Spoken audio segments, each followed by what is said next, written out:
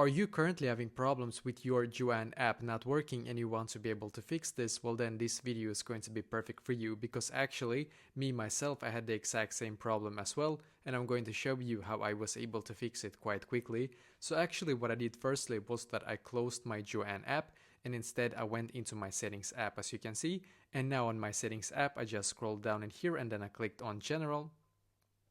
I scrolled down again and I clicked on storage, and then I had to unfortunately wait a couple of seconds for this page to completely load, and then I clicked on the search symbol in the top right corner.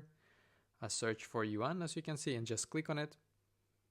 Then click on offload app. Once again click on offload app, sorry. And we're just going to wait a couple of seconds and then click on the blue button here again. Now just wait for the app to completely update to the latest version. This is what I did myself, and then I went back into the app and it worked for me. So hopefully this will be able to fix it for you as well.